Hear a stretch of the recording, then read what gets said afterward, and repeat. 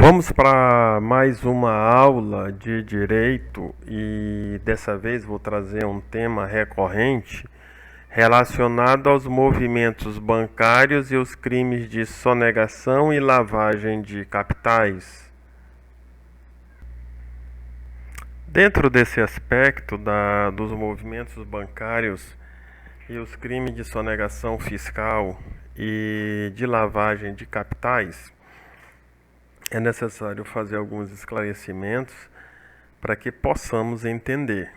E com base nele, eu vou trazer uma coisa muito corriqueira no jornalismo local, onde é comum quando algum apresentador vai falar sobre os crimes de alguma operação realizada pela Polícia Federal, eles dizem: a quadrilha movimentou X reais ou milhões de reais.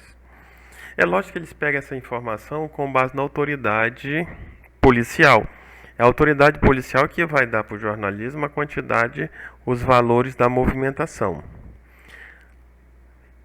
Do lado de cá da advocacia, é comum alguns advogados dizer: não movimentou tudo isso, é errado, porque eles misturam tudo. Não, não misturam não, estão correto.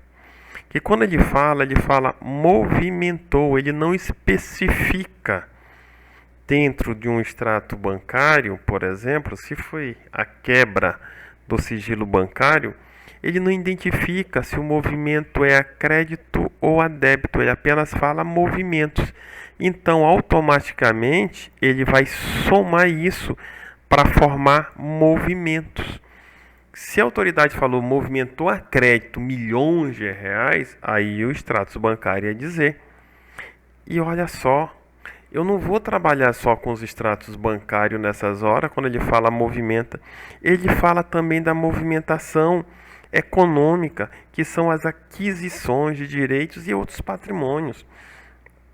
E nesse ponto aqui nós vamos colocar os ativos fixos,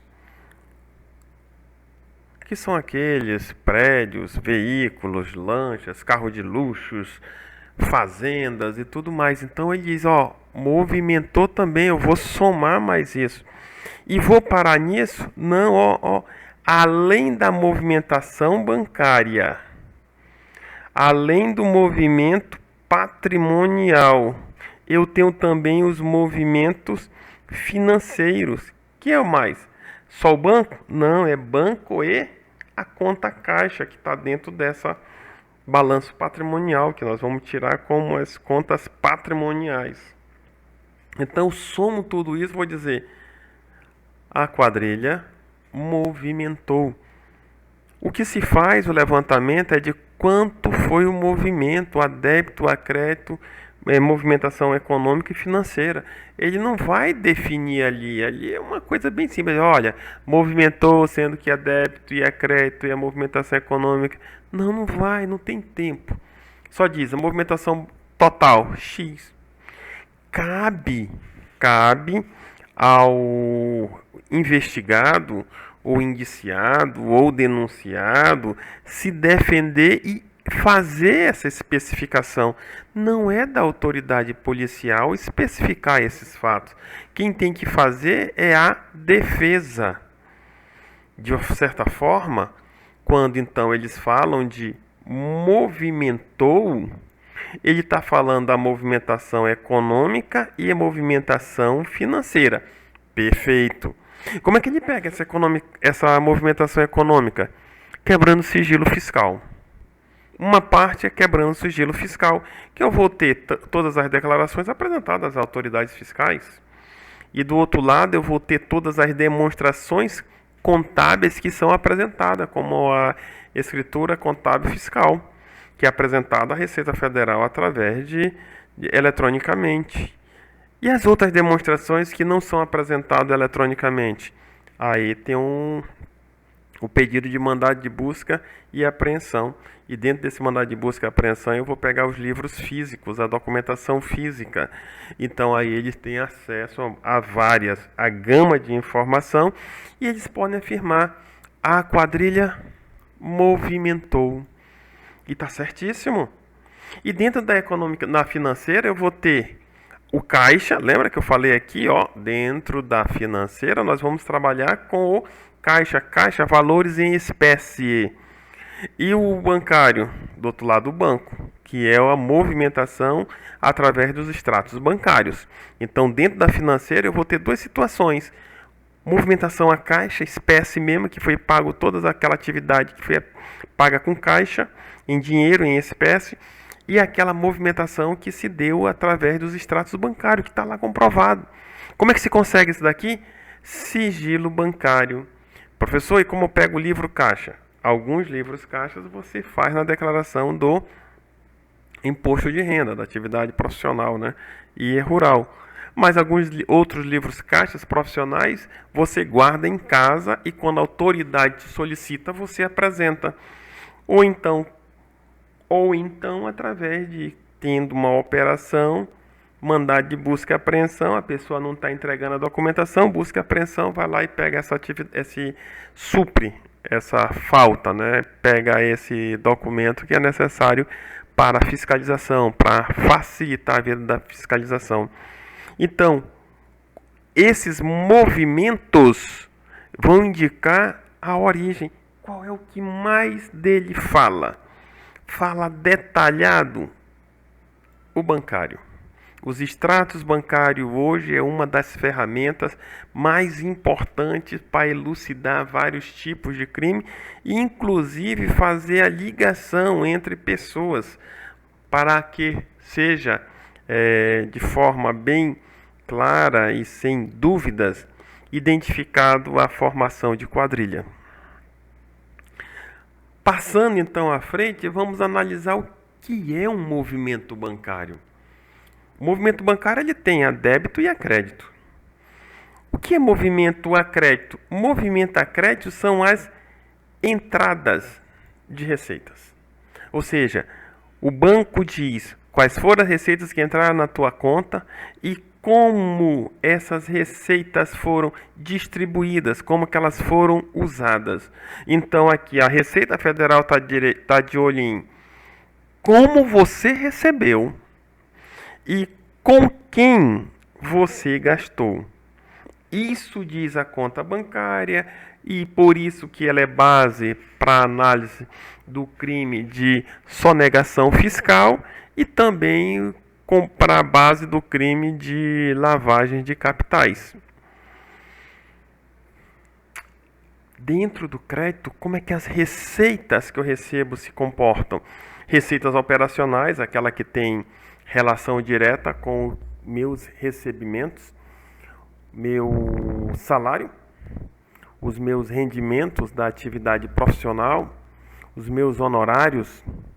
Na empresa tem as ordens bancárias, os pagamentos do cliente, seja débito, seja crédito.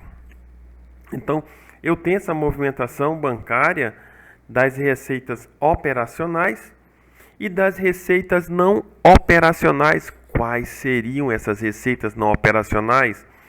Todos aqueles recebimentos que não têm relação direta com a minha atividade profissional, que não tem relação direta com a minha atividade econômica da empresa. Então eu vou considerar como sendo receitas não operacionais, como aquelas transferências, DOC, TED, que não tem origem.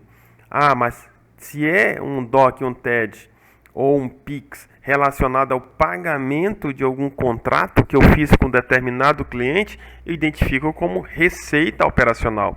Então eu tenho transferências que são receitas operacionais e transferências que não são receitas operacionais. Quem que vai identificar isso? A contabilidade. É necessário que eu tenha uma escrita contábil perfeita que ela me identifique. E é nessas demonstrações contábeis, ou no meu livro Caixa da Atividade Profissional ou Rural, que vai identificar se determinada transferência ela tem a conotação de receita operacional ou ela tem a conotação de receita não operacional. Fora nisso, nós temos que prestar atenção nos depósitos. Professor, os depósitos podem ser identificados e não identificados. E esses depósitos podem gerar algum problema para a empresa na hora de identificar, porque eles podem ser também de redepósitos. Os empréstimos? Os empréstimos não alteram patrimonialmente, não são tributados, mas eu tenho que saber e excluir ele da movimentação, mesmo que eles não sejam tributados, para evitar que tenha essa movimentação astronômica, que é aquela que sai digamos assim, nos noticiários relacionado a alguém que é investigado. Por isso que aumenta aí muito. E nós vamos verificar por que aumenta muito. Do outro lado, no débito, eu vou pagar as minhas despesas operacionais para que a minha empresa gere receitas. Receitas geram custos e despesas. Então, eu vou identificar. Eu vou pagamentos de boletos relacionados a compra de veículos, de imóvel, de imobilizado, pagamento de água, luz, telefone e outras coisas relacionadas à operacionalização da empresa. Também despesas não operacionais, quando eu recebo transferências diversas. E nessas horas, o beneficiário a quem eu estou fazendo a transferência, despesas não operacionais, transferir o pagamento para alguém. Eu tenho que identificar quem é o beneficiário e qual é a causa daquela transferência, para não ficar uma transferência a beneficiário não identificado ou sem causa. E nos dois casos, quando eu faço isso, eu recebo uma tributação em cima disso, eu sou penalizado em cima disso, porque eu posso estar promovendo a sonegação por parte de quem recebe, bem como, por não tributar na fonte, bem como promovendo lavagem de capitais. Outro ponto também que é interessante destacar na conta bancária são os saques. Quais são as origens e para quem é os saques? Na verdade, qual é o motivo e quem é o beneficiário do saque?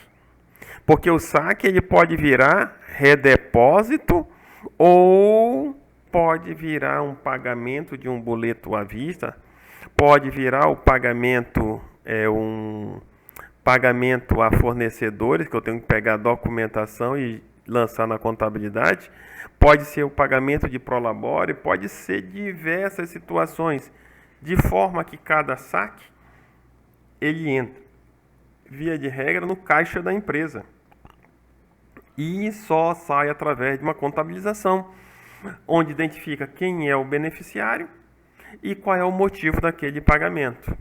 Na pessoa física, o saque ele não tem muito isso daí. É muito comum saques virarem redepósito. A pessoa tira naquele momento, usa, repega de volta e redeposita os valores. Grande parte dos saques viram redepósito. Mas como é que eu justifico isso? Nas minhas demonstrações.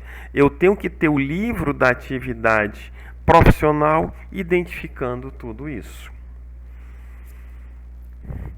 Feito esses esclarecimentos, eu chego ao ponto de entender o que é um crime de sonegação fiscal. E como é que eu vou entender? Através dos verbos principais. Identificam o crime através do verbo, do cerne, do centro daquilo que está falando. E olha que, quando eu falo de sonegação fiscal, eu tenho o verbo omitir informação às autoridades fazendárias ou apresentar declarações falsas. Vamos pensar nesse caso, como alguém vai fazer uma declaração falsa? Qual seria o motivo? Estou querendo uma certidão negativa. Se eu declarar o que eu recebi, eu vou gerar tributo, não vou pagar e então eu não tenho uma certidão negativa.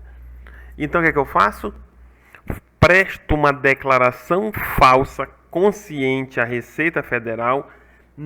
Os fins não justificam o meio, mas eu presto essa declaração falsa às atividades fazendárias para que eu possa ter a certidão negativa. Ou seja, declaro tudo zerado para poder tirar uma certidão negativa e depois eu faço a declaração normal. Eu cometi um crime nesse ato, cometi um crime.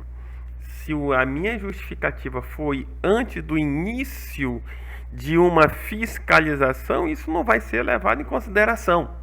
Mas se a declaração falsa perdurar e já tiver início da fiscalização, eu não posso mais alterar a declaração nenhuma. O início da fiscalização exclui a voluntariedade. Vamos lá, continuando, lembrando que esse crime tem uma pena e ele pode ser continuado. Outro ponto também é omitir rendas na declaração. Como é que eu faria isso? Eu tenho a sonegação fiscal pela omissão de informações. Que tipo de informação? Identifique quem é o beneficiário, você não identifica. A autoridade fazendária lhe chama, exige que você apresente quem é o beneficiário de uma determinada transferência ou de um determinado depósito e você não identifica. Então você está omitindo informação à fiscalização a autoridades fazendárias. Mas vamos pensar do outro caso também, eu posso omitir valores. Então eu tenho a sonegação por omissão de valores. E essa declaração por omissão de valores também vai, no final, caracterizar fraude à fiscalização, né? A autoridade fazendária, cujo objetivo é o pagamento do tributo de forma inferior. Observa que na transferência eu já recebi, eu declarei o que eu recebi, mas na hora de transferir eu não identifico. Eu não posso dizer que teve tentativa de subtrair pagamentos, não pagar o tributo, mas persiste o crime pela omissão. Você tem que informar a Receita Fazendária se ela te solicitar, se ela te exigir informações a respeito de todos os pagamentos que você recebeu ou dos pagamentos que você efetivou, seja a causa como a fonte pagadora ou o beneficiário. Vamos dar um exemplo para ficar bem mais claro e facilitar o entendimento. Vamos fazer de conta, num caso aleatório, que José declarou à Receita Federal que recebeu um salário de 100. E também José declarou o recebimento de um valor no total de R$50 através de um depósito. Não identificou o depósito. De um certo ponto, à vista da tributação, ele não fez a sonegação de valores. José declarou tudo. De acordo com o que o José movimentou na conta bancária, ele declarou. Pode ver que a movimentação total do José na conta bancária, não estou falando especificamente do crédito ou especificadamente do débito. Apenas estou falando da movimentação bancária. Movimentação bancária é a somatória. Então, José movimentou 150, mas também declarou o mesmo valor.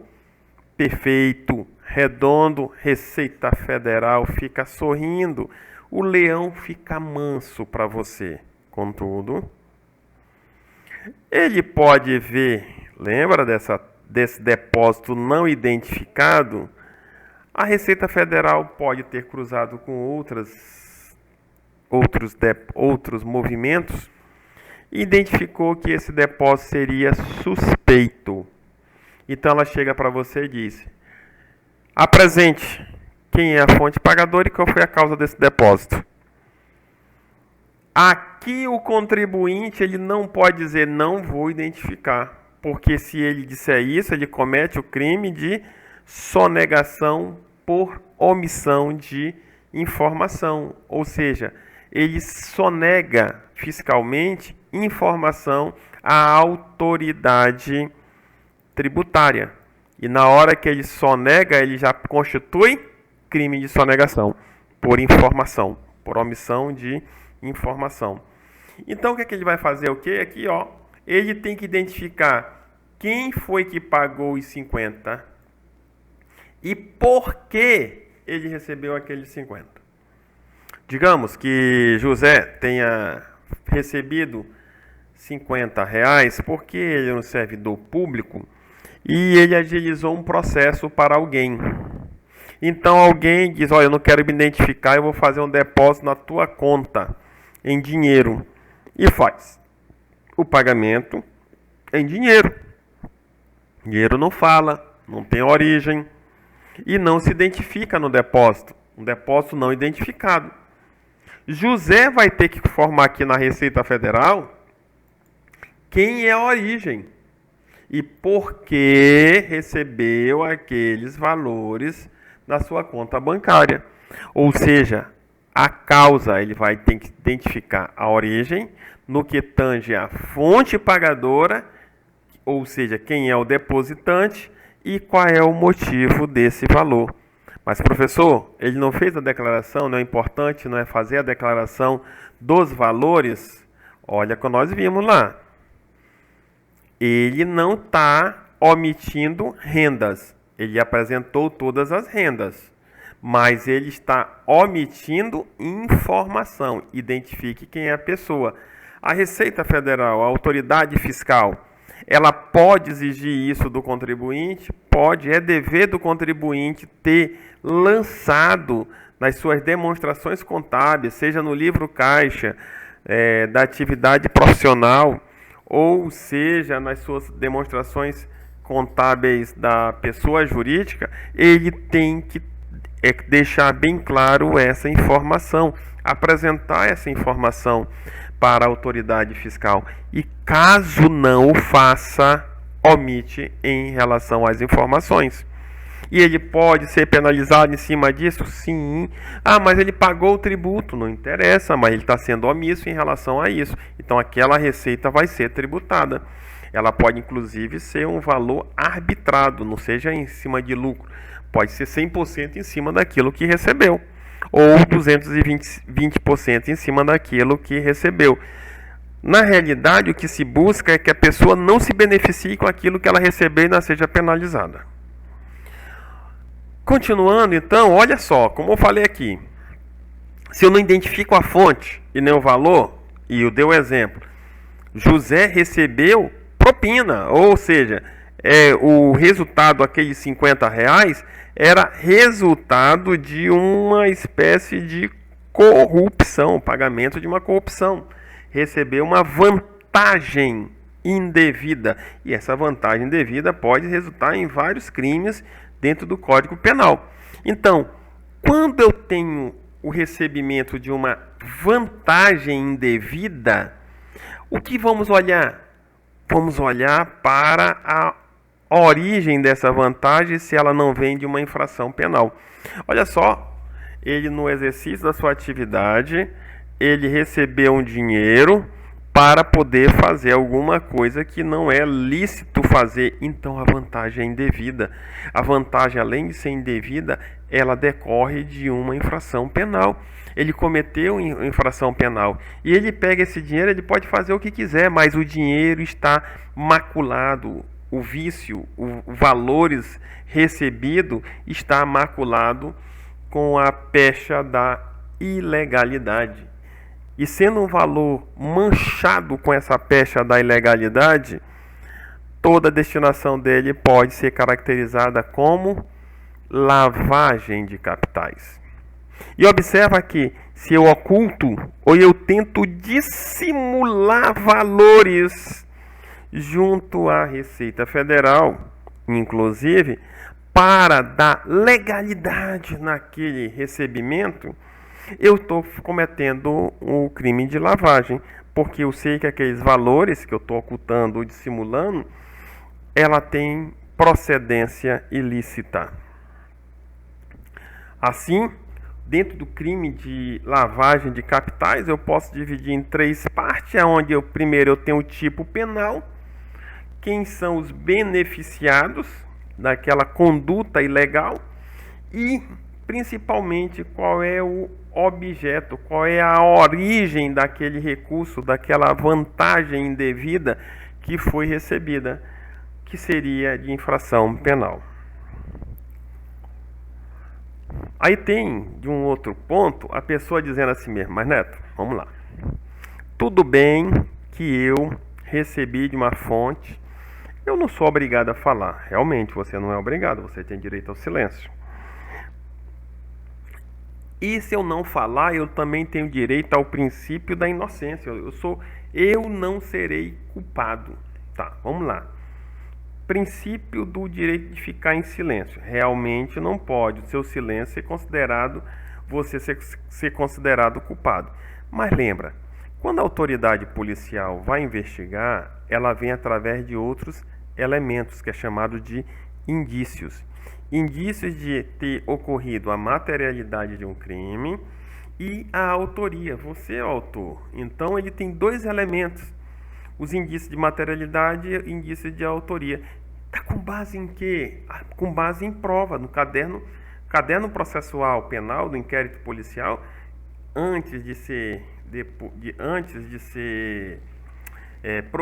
proferida, antes de ser relatado o inquérito, ele vem juntando provas e provas e provas. E olha só, o ônus de afastar os indícios, essas provas, é de quem é indiciado. É do indiciado o dever de afastar. Porque quando estamos falando de princípio da inocência, eu estou falando de uma presunção. Que tipo de presunção? Relativa ou absoluta? Presunção relativa.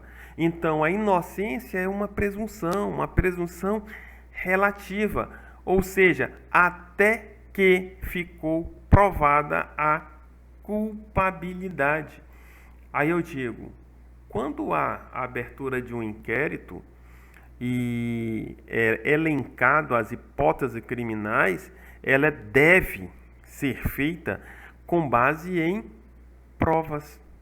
E quando tenho provas que indicam a materialidade e a autoria, olha só, presunção até que se prove o contrário.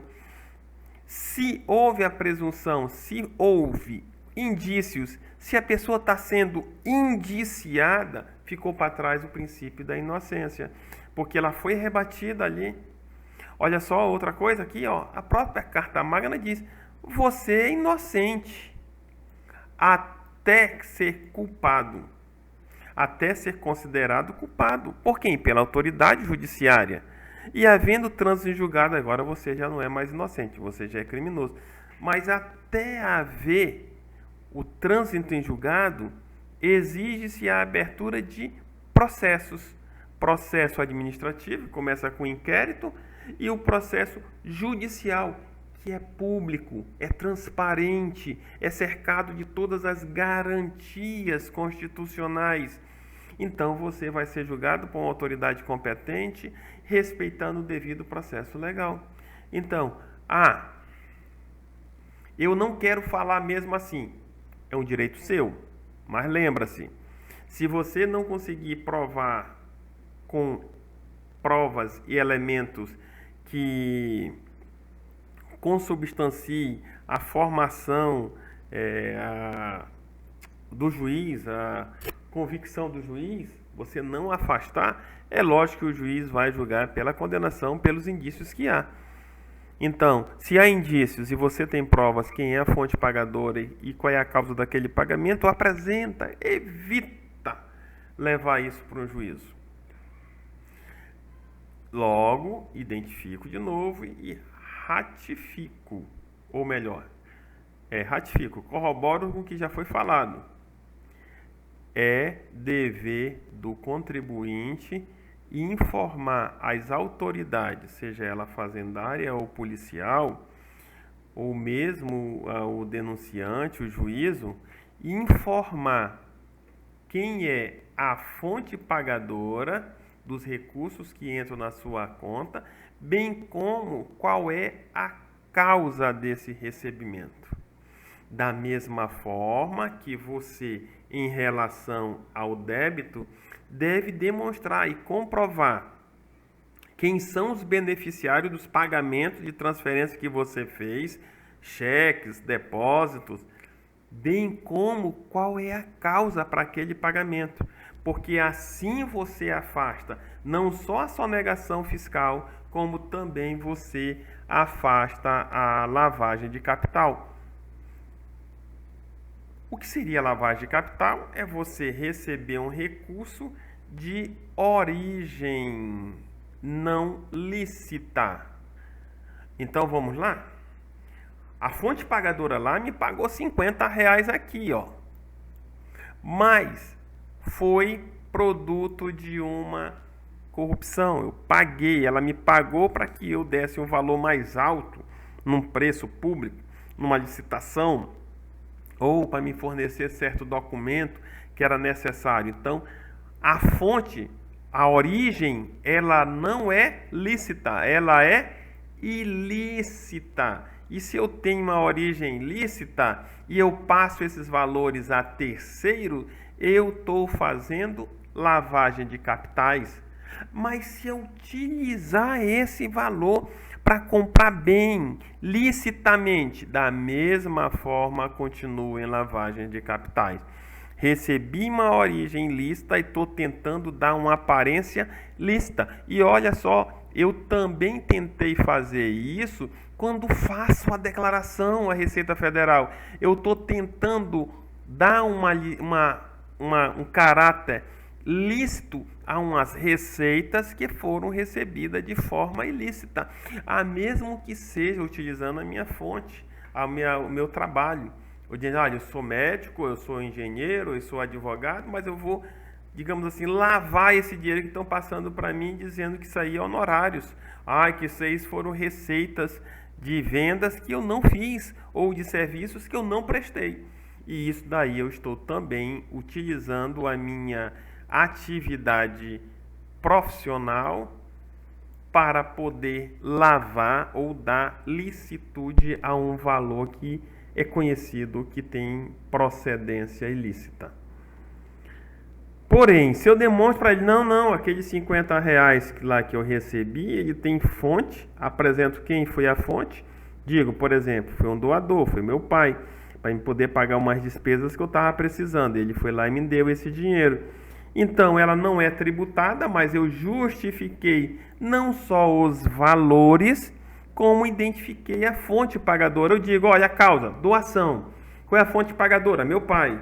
Então, a origem é lícita. E se eu utilizar esse dinheiro para aquisição ou transferir para filho, para avô, para quem quer que seja, esposa, filha, para quem quer que seja, eu vou estar dentro de uma licitude, então não haverá crime nessa operação.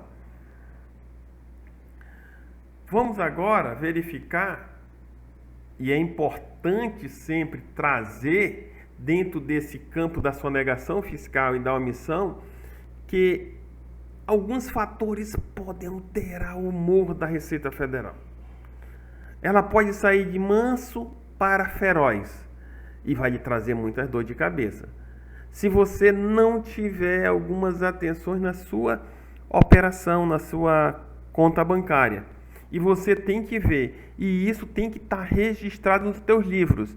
Receitas operacionais, receitas não operacionais ou outras receitas.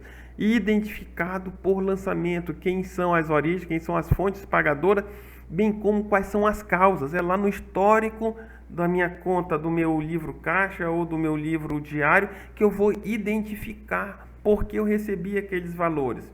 Bem como eu vou fazer um ajuste naquelas aplicações, para que reduza-se, seja os resgates ou aplicações.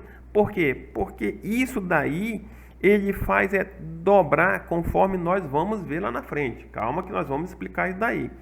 Bem como identificar quando há redepósito decorrente de saques, justificar os motivos do saque e modificar os motivos do redepósito. Identificar quem são os empréstimos, porque professor, empréstimo não é acréscimo para patrimonial, não gera. Empréstimo é uma despesa que eu faço lá atrás para poder pagar lá na frente. Então, o empréstimo que eu fiz lá de 10, geralmente eu vou pagar 11 lá na frente. Mas apenas aquela receita, houve um aumento, e quando eu estiver fazendo o pagamento, vai fazer outro aumento, vai dobrar, vai. Por isso que quando fala de a empresa ou a quadrilha ou indiciado ou réu movimentou milhões, calma, vamos fazer os ajustes e dentro desses ajustes eu vou reduzir aquela movimentação todinha para chegar nos valores reais que devem ser aplicados, nos valores reais que deve ser apresentado à fiscalização. Então tem algumas situações. Empréstimo que eu recebo, empréstimo que eu pago, os empréstimos não geram receita. Ele tem que ser excluído na hora de fazer aquilo ali.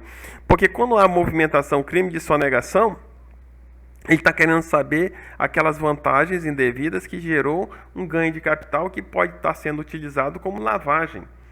Salvo se você está falando aqui daqueles empréstimos simulados. E aqui eu não estou colocando empréstimos simulados. Eu estou colocando empréstimos adquiridos junto à instituição bancária. São empréstimos regulares. As instituições financeiras que podem dar esses empréstimos. Eu não estou falando aqueles empréstimos de gaveta que você faz para alguém para poder aumentar seu patrimônio e você quase não paga, não tem pagamento desses empréstimos e só gera aumento para você. Não é desses empréstimos simulados. Simulado a gente corta fora.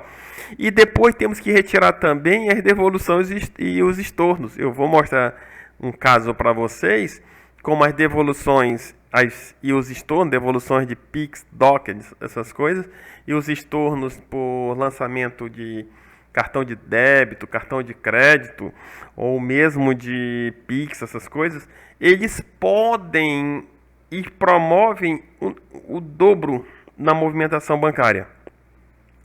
Vamos lá agora para próximo caso, que é bem claro, resumindo tudo isso que nós falamos, e vamos depois com exemplos práticos, que no crédito eu tenho que identificar a causa do recebimento, bem como a fonte pagadora. Já quando o lançamento é a débito, crédito, fonte pagadora e causa de ter recebido aqueles valores. Débito, identifico quem é o beneficiário. Eu tenho que identificar o beneficiário. E que mais? A causa daquele pagamento, a causa que originou o pagamento ao beneficiário X. Quando eu tenho de beneficiário desconhecido ou não identificado, bem como não tem uma causa, uma justa causa para aquele pagamento, eu posso estar diante de um crime de sonegação fiscal, conforme o caso apontar. E isso vai depender de outros elementos de convicção que vão ser levantados durante a fiscalização pela autoridade fiscal ou autoridade policial, conforme for o caso. Então, é necessário ter em mão isso? Toda atividade, seja pessoa física ou pessoa jurídica, eu tenho que ter consciência que é meu dever mostrar quem é minha fonte pagadora, quem são os beneficiários dos meus pagamentos e quais são as causas desses recebimentos e desses pagamentos. Vamos dar um exemplo, exemplo típico aqui de sonegação. Primeiramente, como falei atrás, nós estamos falando de sonegação de informação. Não identificar a fonte pagadora, não identificar a causa, ou não identificar os dois, ou não identificar um ou outro. Agora temos aqui a sonegação de renda, que nós vimos naquele artigo 2º da lei de sonegação. Aonde? Veja só, qual foi o valor declarado? O valor declarado foi 100, somente salário. Qual foi o valor declarado? Os 50 que eu recebi por fora. Eu recebi por fora do meu empregador, recebi por fora de algum serviço que eu fiz o bico e não quis declarar no imposto de renda. O que vai acontecer? A minha movimentação bancária vai apresentar 150, enquanto que a minha declaração vai apresentar a movimentação de 100. Aí eu já tenho uma sonegação fiscal da renda, por causa da renda. E não é só por causa da informação. É da renda, principalmente. É lógico também, professor, é também de informação. Eu deixei de declarar, automaticamente deixei de apresentar a informação e eu deixei de apresentar os valores à tributação. Aí o leão fica uma fera e você vai ter que se justificar. E lembrando, quando a comprovação da sonegação fiscal, a autoridade fiscal vai abrir um procedimento chamado de representação fiscal para fins penais. A quem ela vai encaminhar? Ela vai encaminhar isso à autoridade competente para denunciar, que é o Ministério Público. No caso da Receita Federal, seria o Ministério Público Federal. Então, o Ministério Público Federal abre um procedimento interno, que geralmente é um procedimento de inquérito preliminar, um PIP ou mesmo o IP, e ele manda para a autoridade policial que vai fazer a fiscalização desse crime. E comprovando o crime, devolve para o Ministério Público, todo instruído com as provas, e o Ministério Público, não havendo ainda o pagamento do tributo, ele oferece a denúncia. É lógico, se antes do oferecimento da denúncia ou antes do recebimento da denúncia você fizer o pagamento na íntegra, você livra-se do crime, porque a intenção da Receita Federal não é prender. A intenção é que você não cause dano ao erário através da sonegação. Então, pagou, o crime deixa de existir. Não pagou, você vai responder ao crime direto. Vamos pensar um outro caso agora, já que esse segundo é bem simples, é uma sonegação de valores, a coisa mais simples que tem de apurar. Você recebeu 100, declara 20, ou então você recebe 150, como no caso de José, e declara 100. Eu tenho uma declaração, uma sonegação fiscal por causa da renda. Vamos a um outro ponto, é que não é caso de sonegação, mas se eu não provar, vira sonegação. Vamos pensar o primeiro caso, vamos fazer tomar como base aquilo que nós já estamos falando, de José, do recebimento dele no valor de R$100. José declara R$100, R$100 entrou na conta dele.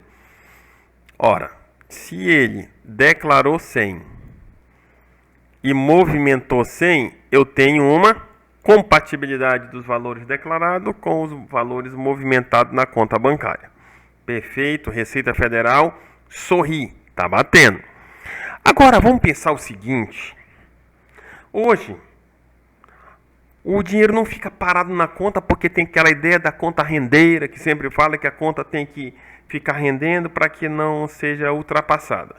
Então, o que é que o gerente do banco faz? Automaticamente, ele bota na aplicação o teu dinheiro.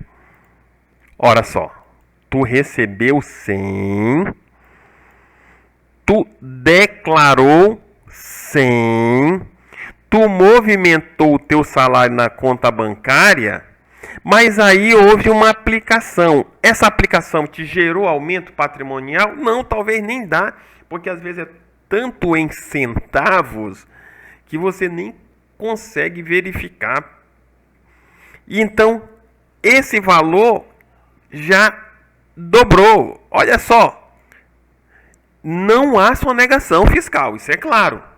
Mas os valores declarados já não são compatíveis com os valores movimentados. Aí cabe ao contador e ao contribuinte justificar, caso seja chamado, dizer, não, minha movimentação foi para 200 por causa dessa aplicação. Por isso que hoje se fala muito em fazer um relatório relativo à movimentação econômica e financeira, para ajustar, porque no laudo vai aparecer valores declarados à Receita Federal, 100. Valores movimentados no banco, 200. Valores são incompatíveis. Por quê? Porque tem aplicação. Aí cabe a quem? Eu tenho aqui uma presunção indícios de que há uma irregularidade e eu tenho que me defender. Infelizmente, é o Brasil, nós temos que defender. Então, vai ter que se defender. São poucas as autoridades que têm esse conhecimento contábil e quem faz o laudo é que tem também conhecimento contábil para identificar e dizer, não, não, não. Vamos trabalhar só com a conta a crédito, o movimento a crédito em relação aos proventos e as receitas, verificar quais são as duplicidades. Só quem faz isso, Receita Federal. Autoridade policial não faz isso, a maioria não tem conhecimento, não veem isso diariamente, então provavelmente ele vai dizer, movimentou R$200 e não estão errado, e você se defenda e diga, não, não, realmente, movimentei R$200. Mas salário foi 100, aplicações que não gera aumento patrimonial, foi mais 100. Agora, vamos pensar o seguinte, você está com o dinheiro no banco, é lógico que você não quer ficar com o dinheiro no banco só por ficar. Você tem despesas, você tem que pagar gasolina, carro, transporte, tem que pagar alimentos, vestimentas, água, luz, telefone, inclusive taxas bancárias e outras, e vai lá que você consuma todos os 100. Você já percebeu que você vai ter o saldo débito negativo de 100? Você já percebeu que você lançou 100, mas a tua movimentação, conforme aquela regra que nós já estudamos lá atrás, que eu não quero saber como é que foi, eu só quero saber que você movimentou 300 e você declarou 100. Então você tem um dever de justificar que 100 foi consumidos com pagamento e essa aplicação ela não gera acréscimo. Ela é apenas uma forma de aplicação, a destinação do teu salário automaticamente pela autoridade bancária, pela instituição bancária. E o que você tem? Recebeu 100, pagou 100, seu saldo é zero, você não tem nada. Mas consta que você está devendo 100, o que é que o banco vai fazer? Vai devolver, olha! Não pode ficar a tua conta negativa, então ele vai voltar o resgate, vai resgatar a aplicação, que inverte o saldo. Acontece o que no final? Tu só recebeu 100, mas você movimentou 400. E se você não soubesse justificar, e aí por isso que existe a conciliação bancária, que é muito importante na contabilidade, você vai ter movimentações incompatíveis se você não tiver justificando sobre isso. Isso foi uma movimentação simples. Vamos botar uma movimentação mais complicada? Olha só, o mesmo salário de 100 é compatível. Porém, não é compatível com a movimentação, que é 800. Mas bora verificar se teve alguma coisa? Olha só, você emite um cheque de 100 para pagar uma dívida. O que aconteceu? A autoridade ela vai ter que baixar os 100 porque não pode ficar negativo. Mas, ao mesmo tempo, depois que baixou, viu que o cheque foi devolvido. Pix. Ou você fez um cheque ou um Pix de 100 e o cheque foi devolvido. Lembra que nós falamos recentemente que essas devoluções ou esses estornos, ele podem dobrar? Olha aquele dobrando aqui, ó. Foi pago, mas só que foi devolvido por quê? Por alguma coisa, por falta de identificação da pessoa não está sendo compatível, porque o cheque foi apresentado com assinatura incorreta, o valor, a conta, alguma coisa, o cheque foi devolvido. Ou o Pix foi devolvido, você errou o CPF da pessoa. Você já vai para quantos? Olha só, 200 e aqui já está em 300, movimentação total de 500. Aí o que o banco faz? Ah, tu não utilizou, então tu voltou a ter um saldo de 100, então o que eu vou fazer? Eu vou aplicar esse saldo de novo. Aí o que você faz? Ah, não consegui pagar por cheque, agora eu vou pagar diretamente para as pessoas no banco, através de pequenos pagamentos ou transferência. Fiz os pagamentos todinho das transferências. O que aconteceu? 400 a 300 não pode, acontece o quê? Novamente, eu estou com um saldo devedor e não posso. Então o que, que o banco faz? Resgata de novo a aplicação. Olha só de aplicação, 100, 200, 300, 400. 400 reais foi só de aplicações aí. 200 reais aí foi só de devoluções de cheque e devoluções de cheque. Então você tira 400 menos 200 e tira os 100 dos pagamentos efetivos que foi consumido do seu salário. Sobra quantos? 100 do seu salário somente. Entendeu? Então, o seu salário é compatível? Sim, a conta bancária está zerada, beleza. Porque você recebeu e você pagou. Então a conta vai zerar automaticamente. Mas era para ser só isso. 100 no salário e como você gastou, os pagamentos. Acontece que tem as aplicações e as devoluções ou estornos.